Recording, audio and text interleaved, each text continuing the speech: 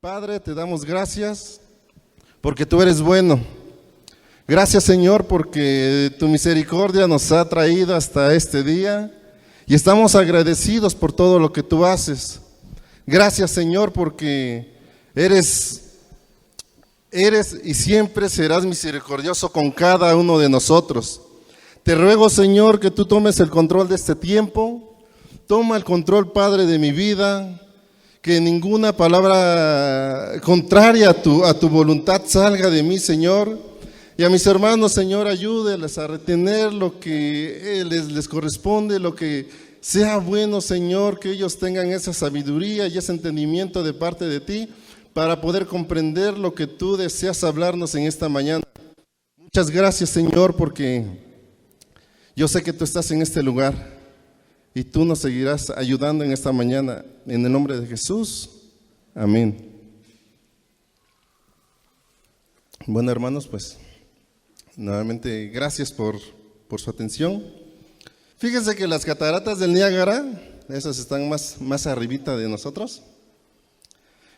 Hay un punto en la cascada donde se señala el lugar, así dice textualmente, ¿no? Donde un padre arrojó a su hija al torrente del agua. Y uno dice, ¿cómo es posible, no? ¿O cómo sucedió esto?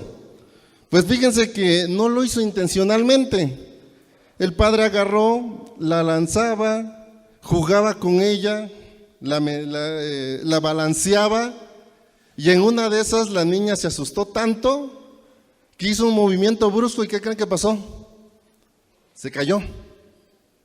Lamentablemente murió. Yo les pregunto en esta mañana, ¿tenía derecho el padre de jugar con su hija?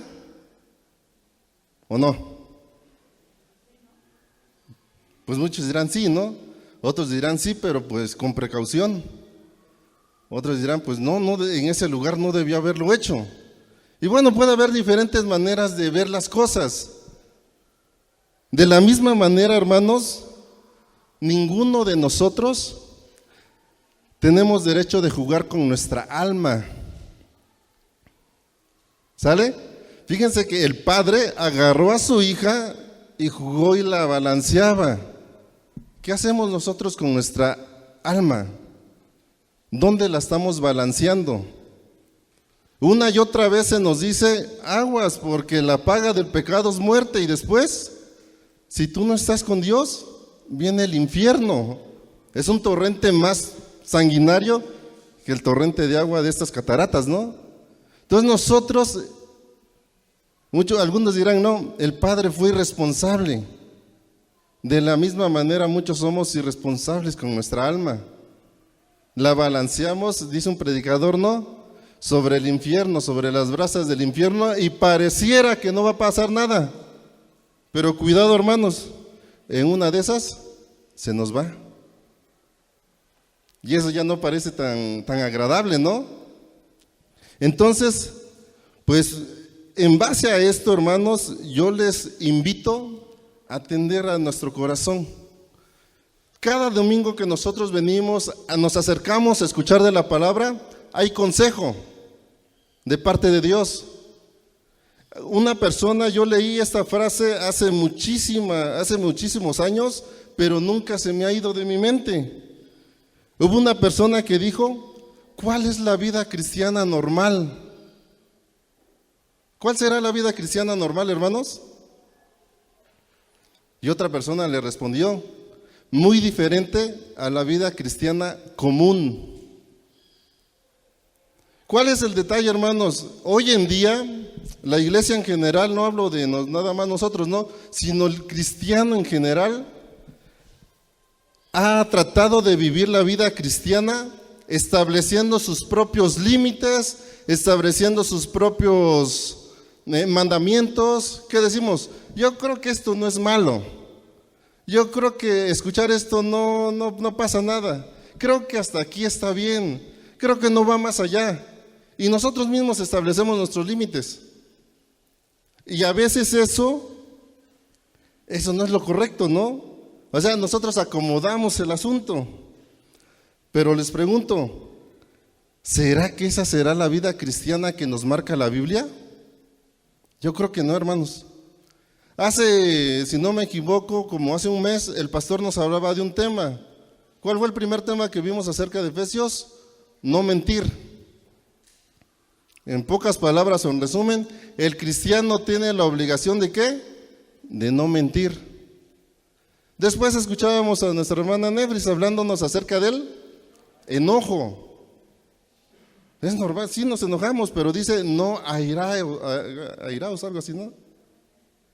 Hace 15 días escuchábamos a nuestro hermano Joyacín hablándonos de el que robaba, no hurte más o no robe más. Esos son consejos que da la Biblia. Fíjense que Efesios, el libro que estamos leyendo en esta serie, se divide en dos partes principalmente. Son 6 capítulos. Del 1 al 3 nos habla de cómo Dios redime a los seres humanos. Nos expone la posición que gozan los creyentes de las bendiciones y de los privilegios de ser un hijo de Dios. Los primeros 3 capítulos. Y los siguientes 3 habla de cómo deben de vivir estos que fueron redimidos. Por eso el capítulo 4 que estamos leyendo nos da estos consejos. Y esta metodología, hermanos, utilizada por Pablo, la ocupa en diferentes ocasiones. Por ejemplo, si ustedes van al libro de Romanos, Pablo ocupa 11 capítulos para exponernos la doctrina. ¿Qué es el pecado? ¿Por qué el hombre pecó? ¿Cuál es la condición? ¿Cómo nos redimió? Y toda la doctrina. Y el resto del libro lo ocupa para decirnos cómo los cristianos deben vivir de acuerdo a esa doctrina. Gálatas son igual 6 capítulos. Los primeros 4 capítulos nos habla o nos explica la libertad del cristiano. Y los últimos 2 nos exhorta a vivir conforme a esa libertad. ¿A qué quiero llegar con esto, hermanos? Todo lo que nosotros hagamos, todo lo que nosotros hagamos tiene que estar fundamentado en algo que se nos ha enseñado. Por eso Pablo siempre enseña y después te dice, en base a lo que te enseñé, tienes que hacer esto. ¿Sale? Entonces es un peligro cuando nosotros sin tener el conocimiento o la instrucción de Dios, empezamos a vivir nuestra vida cristiana. Pablo siempre nos da las bases. No vino Efesios de la nada y te dice, no mientas, no robes. Y dice, pero ¿por qué? ¿En base a qué? No. Hay que tomar un poquito de tiempo y vemos que Pablo te dice, ¿por qué no tienes que robar? Y en base a eso, hermanos, yo les pido que abran su Biblia en Efesios. Efesios, voy a estar leyendo una versión diferente a la que tenemos normalmente, pero si gustan anotarlos y verificarlos en su casa, adelante. También aquí en la pantalla tenemos, pero la versión Reina Valera, ¿no? Ahorita diferentes textos los voy a leer en la traducción del lenguaje actual, pero no pasa nada. Ustedes pueden seguirme con su vista y no creo que nos perdamos. Vamos a Efesios 2, por favor. Vamos a ver el contexto de nuestro texto. ¿Por qué llegamos al texto de hoy, no? Vamos al capítulo 2, verso 11, 12 y 13. Ustedes síganme con su vista. Y dice así: los judíos los llaman a ustedes los no circuncidados, y ellos asimismo se llaman los circuncidados, pues se circuncidan en el cuerpo. Ustedes no son judíos, y deben recordar que antes no tenían a Cristo ni eran parte del pueblo de Israel. Tampoco formaban parte del pacto ni de la promesa que Dios hizo con su pueblo. Vivían en este mundo sin Dios y sin esperanza. ¿Qué nos está hablando, hermanos? De nuestra condición antes de conocer a Cristo. ¿Sale? Vamos al 13. Creo que su Biblia dice, lo mismo que la traducción de lenguaje actual dice, pero ahora, ¿sí? Ahora ustedes que estaban lejos de Dios ya han sido acercados a Él, pues están unidos a Jesucristo por medio de su muerte en la cruz. Amén. Dice primero, ustedes no eran nada, ustedes no formaban parte del pacto, pero ahora ya. Vamos al 19. El 19 dice, por eso, en base a lo que ya ha dicho Pablo, ¿no? Ante Dios ustedes ya no son extranjeros.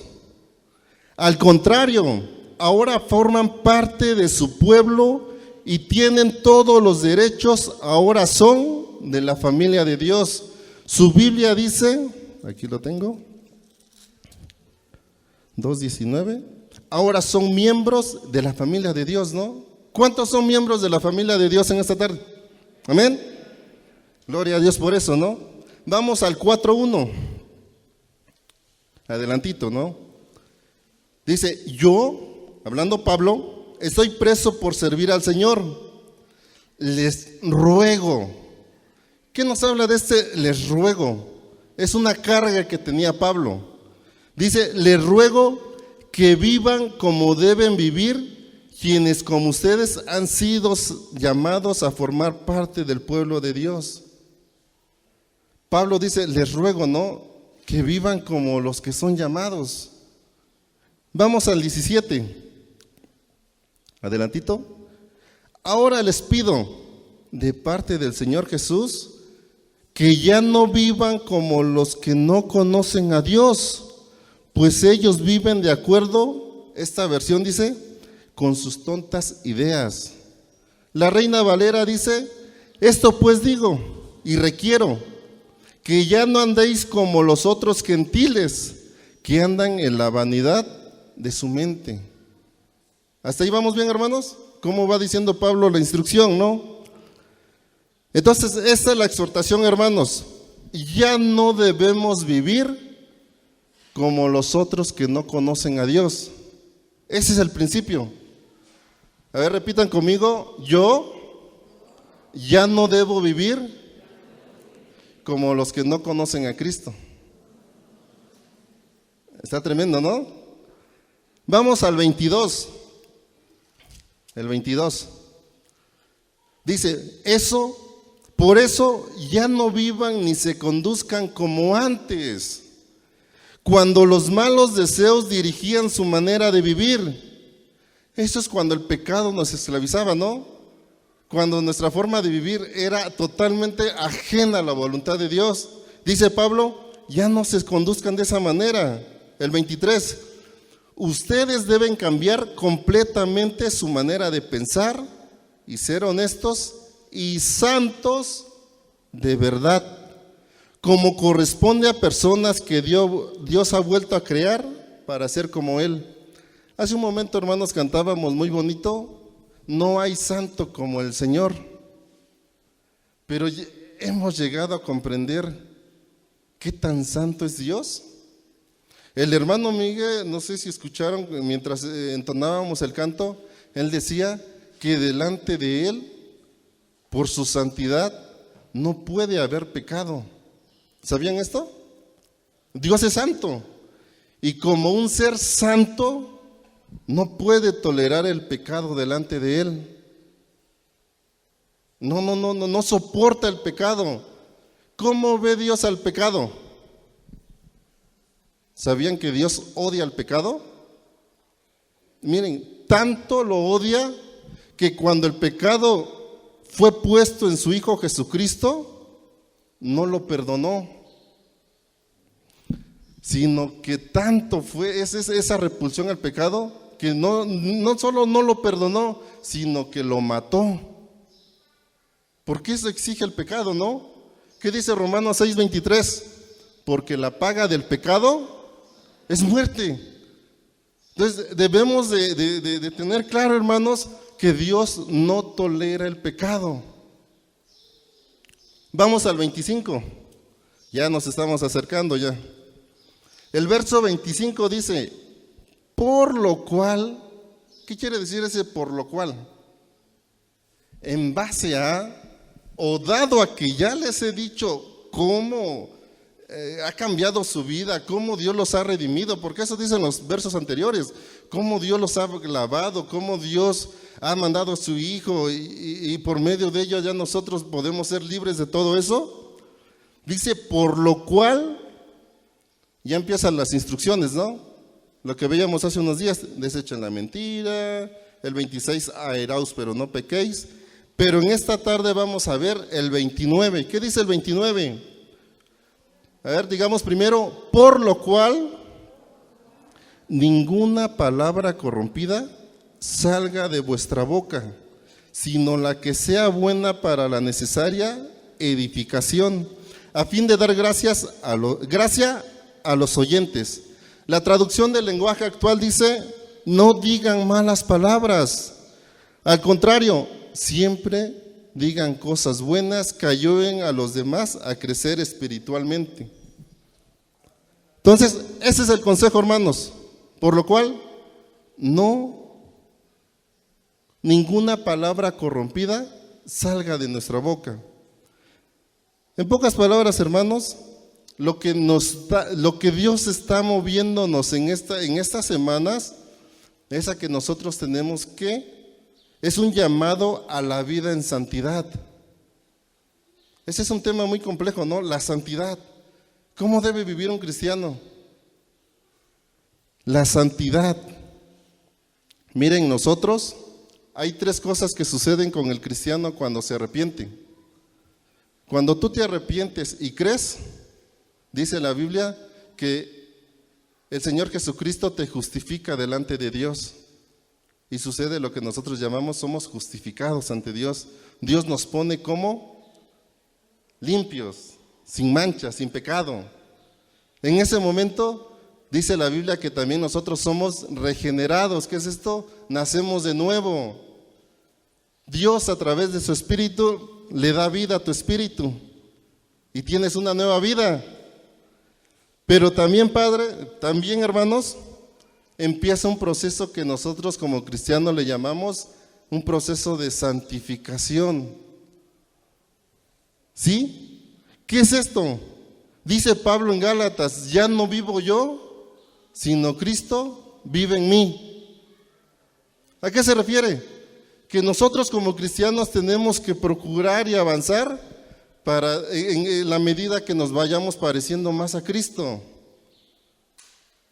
Entonces, ese es el deseo de Dios. Por eso da instrucciones, ¿no? Por eso hay instrucciones en la Biblia, en las cartas, no hagas esto, no hagas aquello, procura esto, procura el otro. ¿Por qué? Porque tenemos que ser ejercitados en esto. ¿Qué dice Primera de Pedro 1:15? No sé si lo puedan poner acá para o si lo gustan buscar, ¿está bien? Esto exige la vida cristiana, ¿no? Dice Primera de Pedro 1:15, sino como aquel que os llamó es santo, sed también vosotros santos en toda vuestra manera de vivir. Amén. Dios nos invita a que seamos santos como Él es santo. Entonces todos nosotros, hermanos, hemos sido separados. En el momento que tú creíste, Dios te santificó. Tú ya eres apartado, porque eso es lo que significa santo, ¿no? Apartado. Te apartó, te separó para Dios. Y de esta separación, miren, de esta separación que Dios hace, nace una responsabilidad en cada uno de nosotros de vivir para Cristo. A partir de ello, desde que tú aceptas a Jesucristo, te arrepientes y crees, nace una responsabilidad en ti de santificarte, de crecer. Y esta separación, hermanos, debe seguirse diariamente, constantemente. El viernes platicábamos con los hermanos acerca del maná, ¿no? Y el maná tenía una característica, lo que comieron nuestros, sino el pueblo de Israel en el desierto. Diariamente tenían que consumirlo.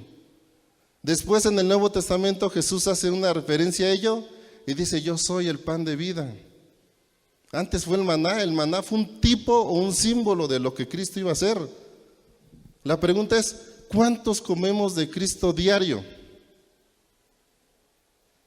Porque es la única manera en que podamos ejercitarnos en este aspecto, hermanos. Comer de Cristo diario. ¿Cómo podemos comer de Él? A través de la palabra. Siempre dice el pastor, ¿no? Lean su Biblia, oren, pasen tiempo con Dios, pongan una alabanza, pongan una predicación. Pero realmente lo hacemos, yo creo que muy poco. Muy poco. Entonces, exige esta responsabilidad, ¿no? Quiero que busquen 1 Corintios 3:3.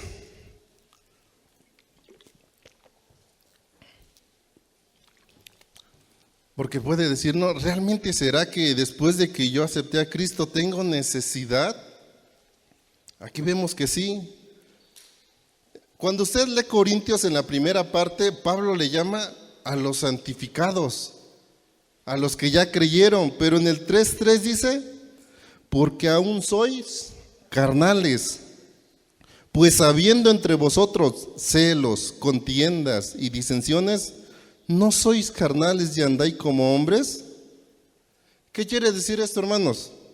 Que a pesar de que ya creímos, a pesar de que Dios nos ha regenerado, no estamos a la altura de lo que Dios nos ha hecho.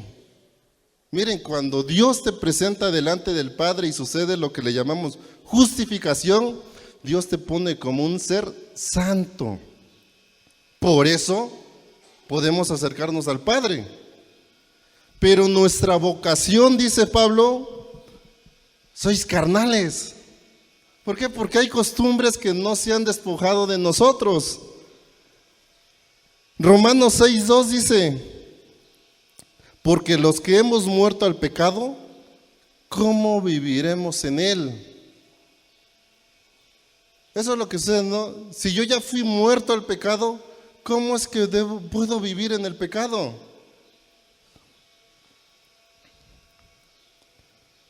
Pero bueno, hermanos, esto es como una pequeña introducción, ¿no? Vamos a regresar a nuestro tema, vamos a regresar a lo que nos toca en esta tarde. Vemos que hay un proceso de santificación en cada uno de nosotros.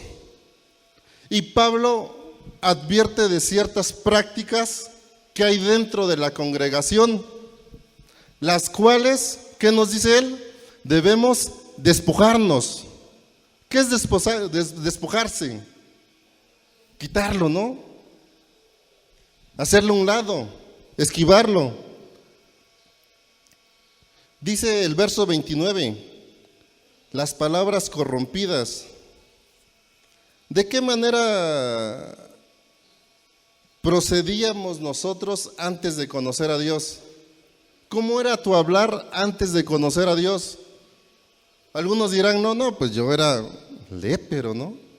Yo maldecía a diestra y siniestra, que se quitara el que esté enfrente.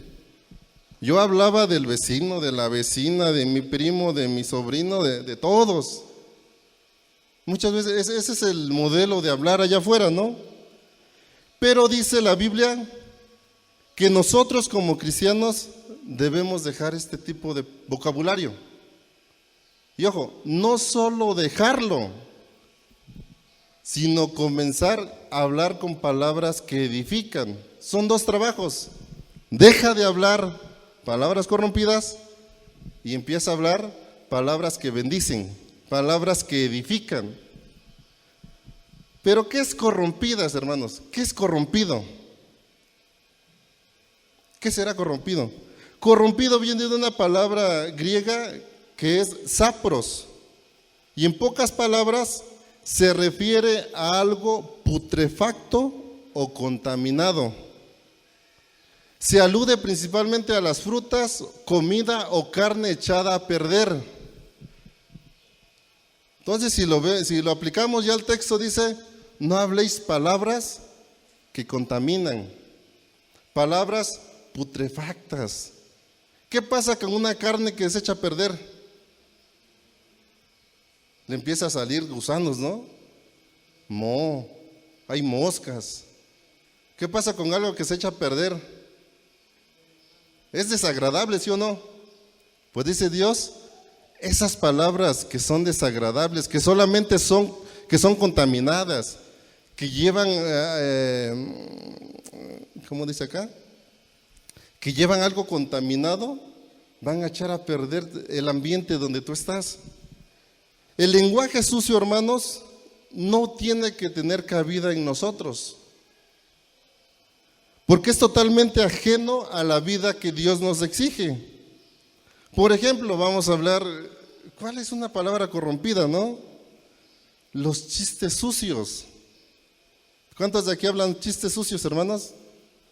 Nadie, ¿no? Amén, amén. Los chistes fuera de tono, groserías, vulgaridades, hablar en doble sentido, el chisme, las maldiciones. Hace unos días hablaba con el pastor, ¿no? Porque siempre cuando hay algunas dudas, pues recurrimos a él. Y él me decía, fíjate que aunque no lo creas, hay mamás que maldicen a sus hijos, dice. Hay padres que maldicen y hay hijos que maldicen al padre. Y él me decía, no, hay mamás que le recuerdan la mamá a los hijos, dice.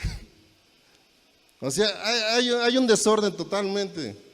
Uno se dice, no, pues ¿cómo puede ser posible? Pero posiblemente sí lo hay. Todo lenguaje corrupto, hermanos, no debe de haber cabida en nosotros. Cuando nosotros nos acercamos a alguien y empezamos a hablar de otro, ¿qué estamos haciendo? Estamos contaminando. Estamos echando a perder la comunión que debería de haber. Porque eso sucede, ¿no? Y lo hablo en mí, pues, porque tal vez yo sí lo hice alguna vez. Alguien me caía mal en la escuela, ¿qué hacía? Voy con el otro. ¿Ya viste qué defectos tiene el otro? ¿Y qué hacemos? Pues lo ponemos en su contra, ¿no? ¿Y qué es lo único que estamos echando a perderle el ambiente? Estamos sacando palabras contaminadas. Y es todo esto, hermanos, por ejemplo, el chisme, que comúnmente es hablar de las demás personas, ¿no? Y no siempre es hablar las aptitudes o las cosas buenas de la otra persona, sino que hablamos los defectos. Y todo esto, hermanos, sale de acá, contamina. ¿Qué pasa, hermanos? Sucede que este tipo de vocabulario es infeccioso, daña, corrompe, contamina. Como les decía, algo podrido al poco tiempo apesta. A nosotros, como pues somos seres que no estamos muy lejos de tal vez de una santidad mayor, no logramos comprender, ¿no? Pero estas palabras que aunque suenan fuertes, que apesta, tienen mal olor, le salen moscas, eso ve Dios en nuestras conversaciones cuando hablamos de esta manera. Nuestro hablar rompe el ambiente o lo daña. Pregunta, ¿cuáles son tus palabras? ¿Tenemos la manía o la costumbre de hablar mal de la gente? Y ahora no de la gente, de los hermanos, de algún líder. De pronto, como cristianos o como humanos más que nada, es normal, ¿no? Porque somos perversos. Pero no debe de ser una costumbre, hermanos.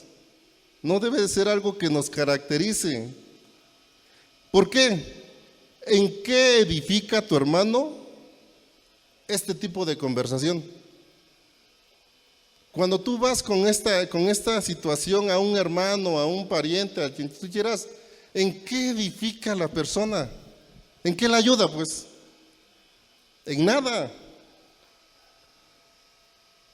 Solo contaminamos con nuestras palabras. Y qué curioso pasa, ¿no? A veces nada más cuidamos nuestro vocabulario cuando está el jefe. Los que hemos trabajado en una oficina, ¿no? Cuando llega el patrón, sí, patrón, lo que usted diga, sí, como usted diga. Se va y empiezas a maldecir, ¿no?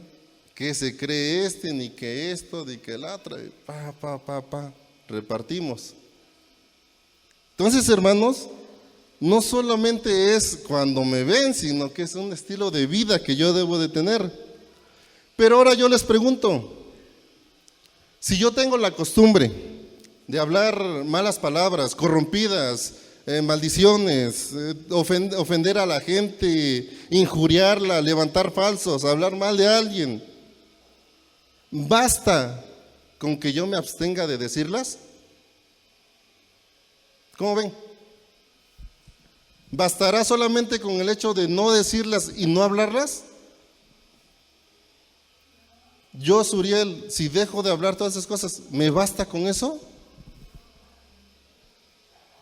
Sí y no, hermanos.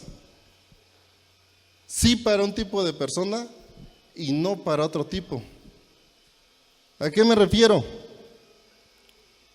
Sí para aquellos que ya han nacido de nuevo.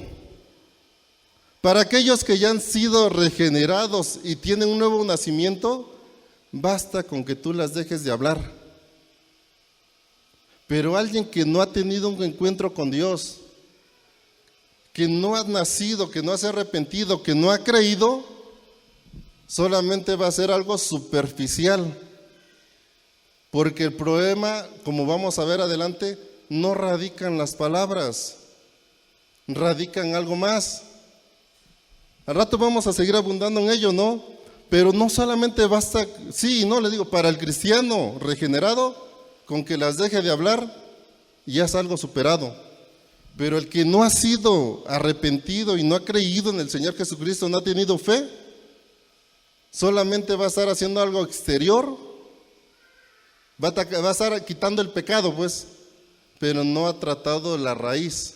Al rato vamos a ver cómo está esto. El 27, ahí abajito, ¿qué dice? No deis lugar al diablo. Miren, hermanos, cuando nosotros hurtamos, robamos, mentimos, nos airamos y hablamos corrompidamente, ¿qué estamos haciendo? Dándole lugar al diablo. ¿Qué es esto? Vemos que cuando permitimos este tipo de prácticas, le damos chance al diablo. Quiere decir que nosotros, cuando caemos o rescindimos, estamos dando cabida al diablo para que tenga cierto control sobre nosotros, porque el diablo es hábil. Si el diablo ve que tú haces ciertas prácticas, ¿qué es lo que va a hacer? Va a venir a calumniarte. No que muy cristiano, no que esto, no que el otro, ya viste que no puedes, viste que es algo común en ti, y le das ese tipo de chance. Y ahí lo dice, no deis lugar al diablo. Entonces la pregunta cambia un poco, hermanos. En nuestra vida, ¿quién está gobernando? ¿El Espíritu de Dios o el espíritu del mundo? ¿Por qué pregunto esto?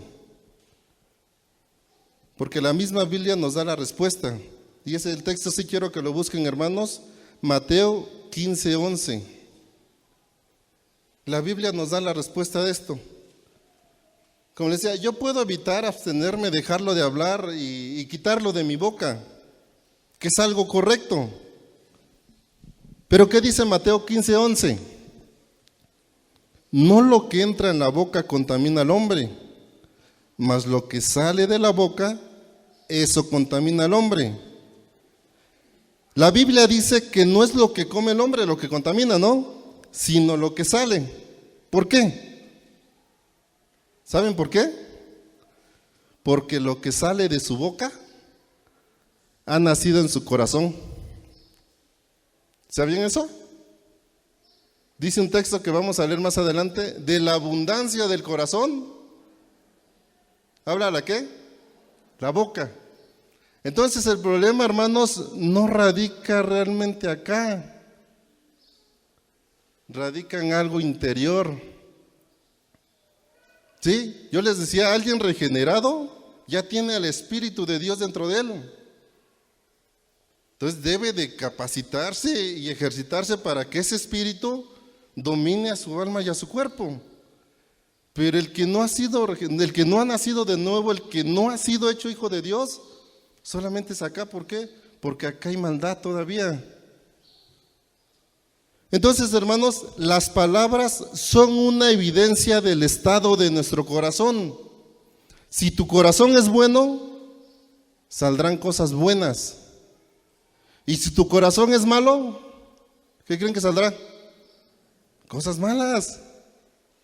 Así dice la Biblia, ¿no? ¿Cómo un árbol bueno puede dar malos frutos? ¿Y cómo el árbol malo puede dar buenos frutos? ¿Hasta ahí vamos bien, hermanos? ¿O no nos...? ¿Sí? ¿Amén? Y si no, pues que Dios nos ayude, ¿no? Entonces, hermanos, el Señor tiene el poder para controlar nuestros labios, pero primeramente guardando nuestros corazones. ¿Cuál es la advertencia que vemos en esta mañana? Debes quitar toda palabra corrompida de tu boca. Dios quiere que cuando tú abres la boca, sea solo para edificar a tu prójimo. Si no es para eso, ¿qué creen que diga Dios? Mejor ciérrala, ¿no? Si no es para bendecir, hermanos, mejor abstenernos de hablar. ¿Por qué? Porque ahí nos va a salir algo malo seguramente.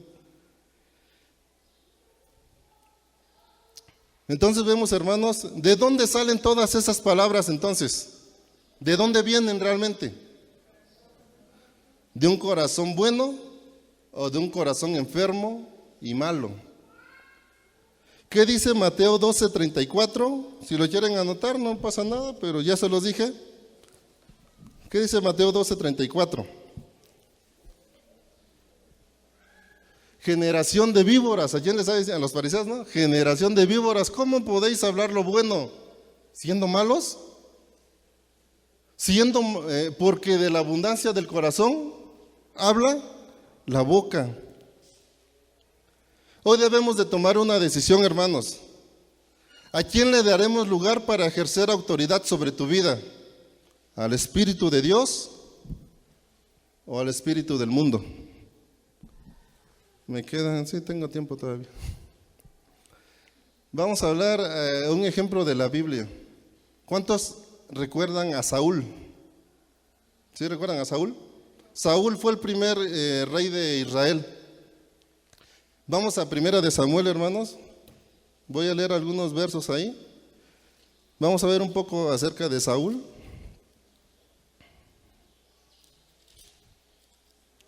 Primera de Samuel 10.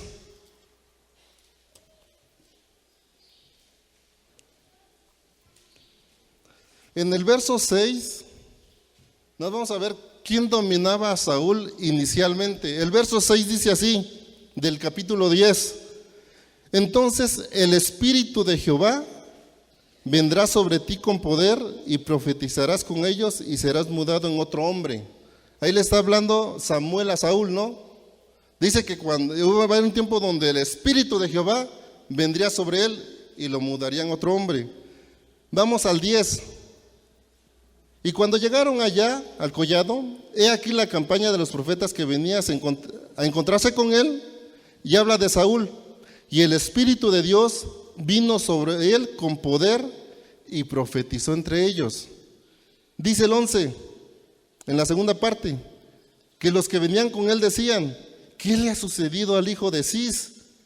¿Saúl también entre los profetas? O sea, cuando el Espíritu del Señor vino sobre Saúl, los demás se dieron cuenta. ¿Por qué? Porque salían palabras diferentes de él. Decían, ¿quién es este? ¿Quién es hijo de Cis? Vamos al 11:6.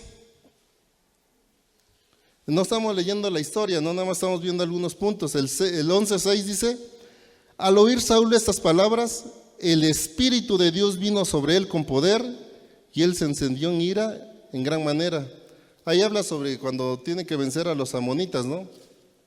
Pero no vamos a explicar qué pasó, no solamente estamos viendo cómo el Espíritu estaba sobre él. Y vayámonos hasta el 15:30. Ah, no, 12:30. No. 12:30, hermanos. Primera de Samuel, 12.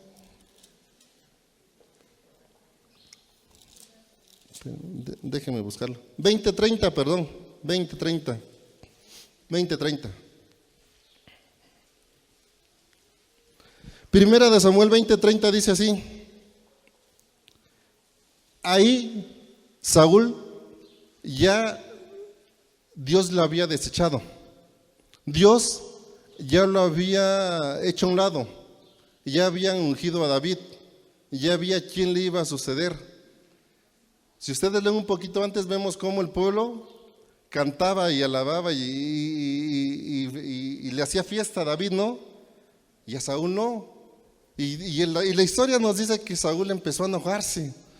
Y en 2 ocasiones antes, creo, ya lo había intentado matar. Imagínense aquel sobre quien el Espíritu de Jehová estaba. ¿Qué pasó? Dice el 30. Entonces se encendió la ira de Saúl contra Jonatán, su hijo, y le dijo: hijo de la perversa y rebelde, ¿acaso no sé yo que tú has elegido al hijo de Isaí para confusión tuya y para confusión de la vergüenza de tu madre? Miren, en otra versión, en la traducción, en la NBI, creo, no, Nueva Traducción Viviente dice, esta dice la traducción del 30. Saúl hirvió de rabia hacia Jonatán y le dijo: estúpido hijo de prostituta. Ahora yo les pregunto, ¿de dónde salieron estas palabras? Del rey. Estaba en pocas maldiciendo a su hijo, ¿no? Nada más porque su hijo le decía que no tenía que por qué atacar a David. Dice, se encendió y dijo: maldito hijo de no sé qué cosa. Dice, ¿crees que no sé si quieres que él sea el rey en tu lugar? Avergonzándote a ti y a tu madre. Es un lenguaje corrompido el que tuvo Saúl en ese momento.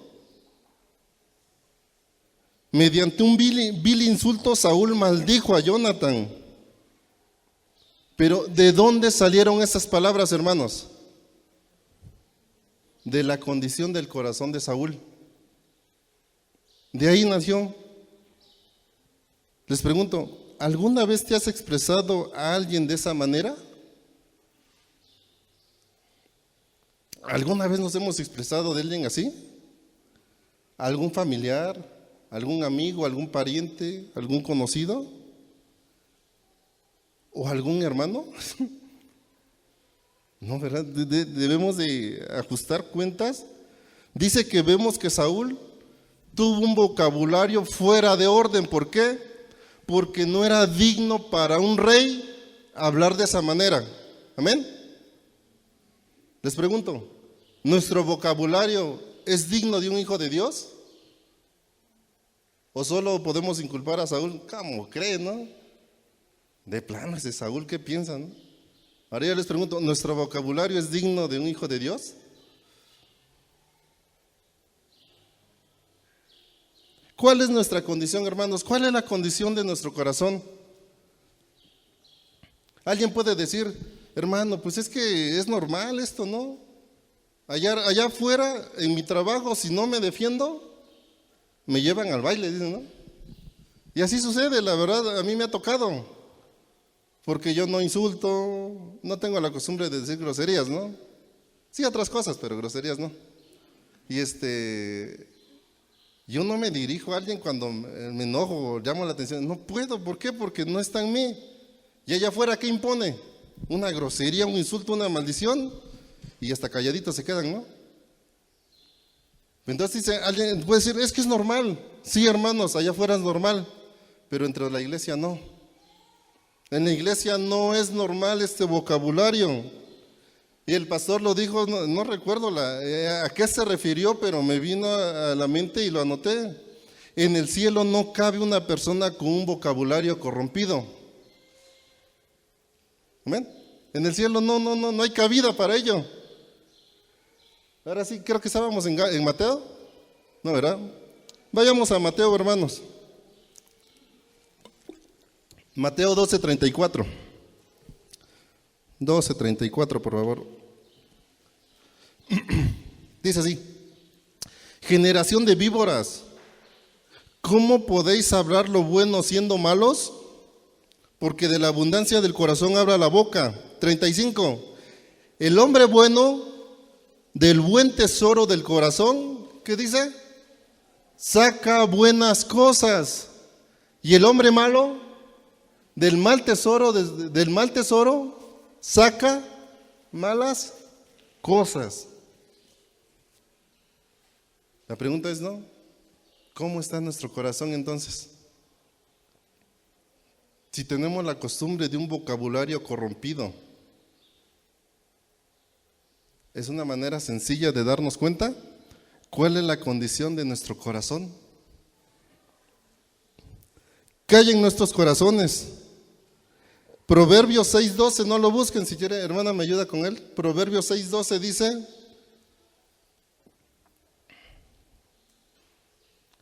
el hombre depravado es el que anda en perversidad de boca. Por ahí no hace falta ver muchas cosas, solamente fíjate cómo habla. Dijo un predicador un tiempo: dime con quién te juntas o con quién hablas y te diré quién eres. Es tremendo, ¿no? ¿Qué influencia hay en nosotros? El Señor está pidiendo que haya santidad en nuestra boca, hermanos, porque es una evidencia de quién es su pueblo. Entonces, el problema, más que en las palabras, radica ¿en dónde? En el corazón. ¿Quién está influyendo en tu corazón? ¿Quién está tomando lugar en tu vida? ¿Quién está dirigiendo tu vida? Vamos a 1 de Samuel 16:14. 1 de Samuel 16:14. Vamos a ver por qué Saúl pasaba, o por qué Saúl cayó en esa condición, ¿no? ¿Ya lo tienen? Dice 1 de Samuel 16:14. El espíritu de Jehová, ¿qué pasó? Se apartó de Saúl y le atormentaba un espíritu malo. ¿Por qué Saúl hablaba así? Porque el espíritu de Jehová se había apartado de él. Pregunta: ¿tienes al Espíritu de Dios todavía en tu vida? ¿O ya lo alejaste? De hecho, Efesios en el siguiente versículo, en el 30, dice: no entristeçáis al Espíritu de Dios. Miren, cuando nosotros lo entristecemos con estas acciones, ¿qué es lo único que hacemos? Lo rechazamos y lo alejamos. ¿Qué es el Espíritu para nosotros? Es aquello que te da la pauta, te marca, te dice: esto no, detente. Es esa conciencia que te habla, ¿no? Tú ya no eres así, no respondas de esa manera, no tienes que eso, y la advertencia. Pero cuando nosotros lo dejamos a un lado, dice la Biblia que el espíritu se entristece y puede apartarse de tu vida. Otro predicador dijo: no, si tú te sientes mal o sientes pesar cuando pecas, dale gracias a Dios, dice, porque entristeces a su espíritu, significa que lo tienes. Pero si hablas, pecas y haces y deshaces y ya no sientes nada, aguas, posiblemente el espíritu ya no está en ti. Amén. Entonces meditemos, hermanos, ¿de dónde estamos siendo influenciados? La música que hoy se escucha hoy en día, ¿qué tipo de mensaje trae? Pues ¿para qué lo comentamos, no? La televisión, los que entran al internet, el lenguaje obsceno, groserías, vulgaridades, es un lenguaje abierto. Las groserías están, pero, y creo que es el tipo de contenido que más llama la atención. Entonces hay mucha liberalidad, hermanos, pero dentro de eso, hermanos, si nosotros queremos ser parte del reino de Dios, necesitamos despojarnos de esas palabras corrompidas. ¿Por qué? Porque nos lastimamos. Entre nosotros mismos nos estamos lastimando, nos estamos lacerando, nos estamos ofendiendo. Y eso no es el plan de Dios para nosotros. ¿Qué quiere Dios? Una iglesia unida. Porque precisamente 2 capítulos antes Pablo nos habla de la unidad, un solo Dios, un solo Señor, un bautismo, uno. Pero a veces estamos más partidos que el rompecabezas de mi hijo, ¿no? Uno para acá, otro para allá, y el otro, quién sabe, ya lo tiró. Y así sucede. Entonces yo creo que no es que Dios a veces señala, Dios tiene misericordia de nosotros y nos invita ¿a qué? A quitar todo eso de nosotros y hacer una familia. Entonces, hermanos, hubo un tiempo donde el Espíritu de Dios estuvo con Saúl. Cuando estuvo con Saúl, vencía las batallas, ganaba, peleaba, Dios le daba la victoria. Pero por su desobediencia, alejó al Espíritu de Dios. Y una vez que Saúl omite considerar a Dios, ¿qué ocasionó? Dios le quita esa asistencia divina, Dios le quita ese freno que Dios nos pone, que es el Espíritu Santo. No lo busquen, pero 2 de Samuel 7:15 dice, la misericordia se apartó de Saúl. Bueno, aquí lo tengo, es que no lo tengo. 2 de Samuel 7:15 dice,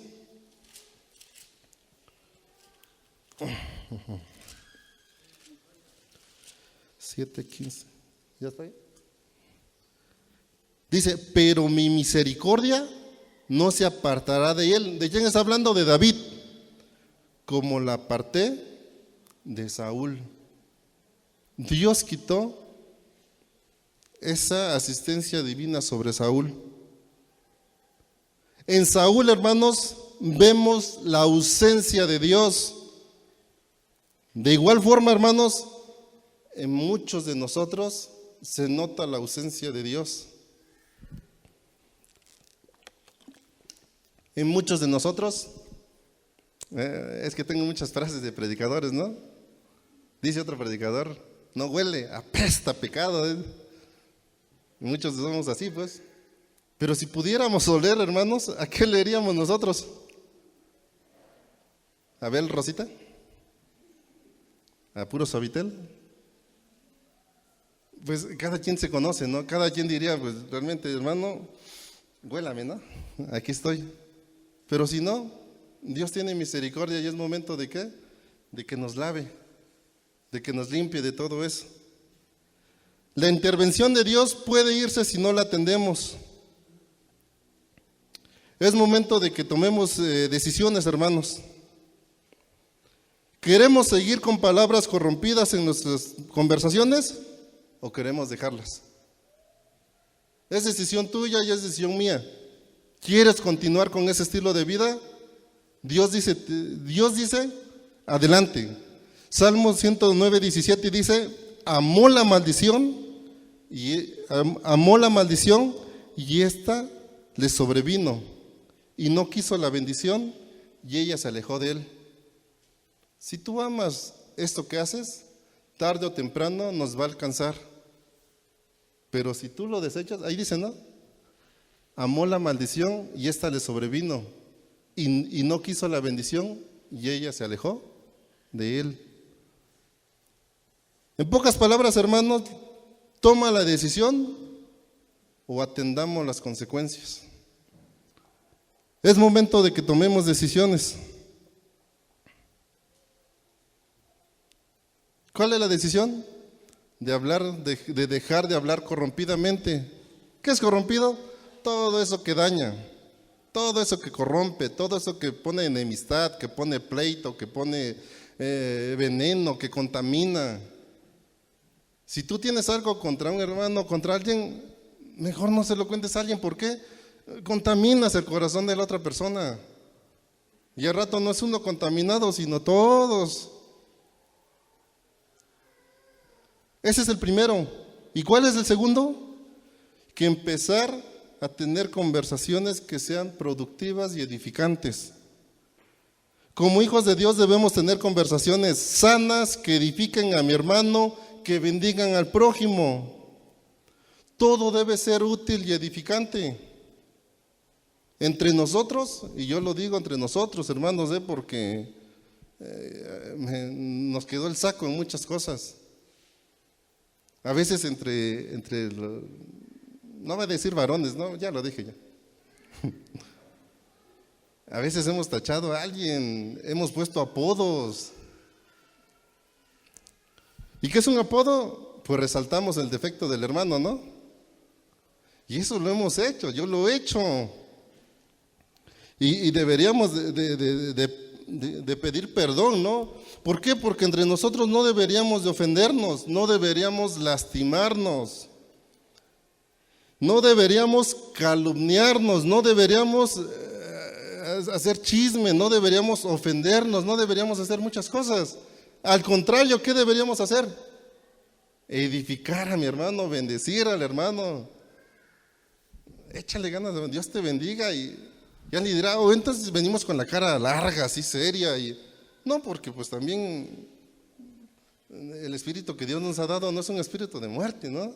Sino que es de vida. Pero pues todo esto pues ha corrompido la comunión. Entonces, hermanos, ¿cuál es la decisión? No solo dejo de hablar, sino también empiezo a edificar y a bendecir a mi hermano, a los demás con nuestras conversaciones. Mi manera de hablar sea para edificar nada más y punto. ¿Hablo de algún punto? Sí. Ya. Si no tengo nada edificante, pues mejor tal vez nada más saludo, ¿no? Si traigo algo aquí en mi corazón que quiero, pues mejor evito. ¿Por qué? Porque estas palabras corrompen y contaminan. Entonces,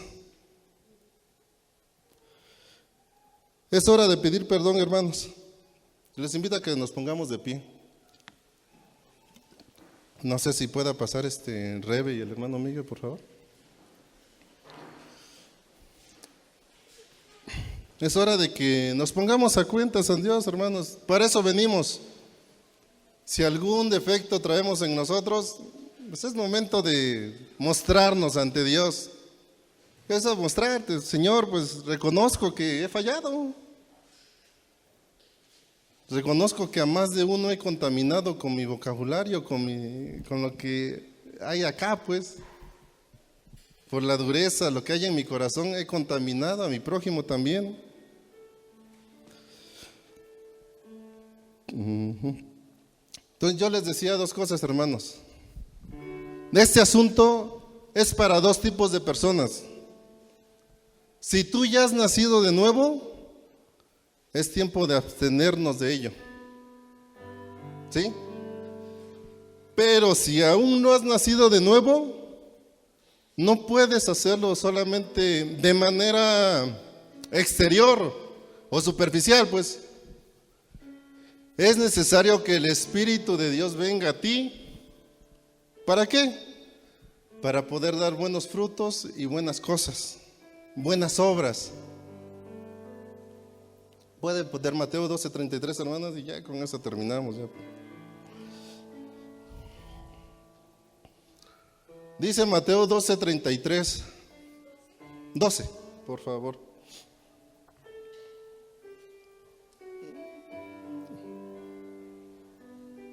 Dice, o haced el árbol bueno y su fruto bueno, o haced el árbol malo y su fruto malo, porque por el fruto se conoce al árbol. Amén. No somos pecadores. No, la palabra es, no somos pecadores porque hago pecados, sino hago pecados porque yo soy pecador. En palabras sencillas, no doy mal fruto por otra cosa, sino porque el árbol es malo, pues. Entonces yo les invito a que cierren sus ojos y les digo, si tú ya eres nacido de nuevo, abstengámonos de ello. Y si tú no has nacido de nuevo, pídele a Dios que su Espíritu Santo venga a ti. Porque solo el Espíritu Santo es el que produce buenas cosas. Si tú no tienes al Espíritu Santo, todo es superficial, todo es malo.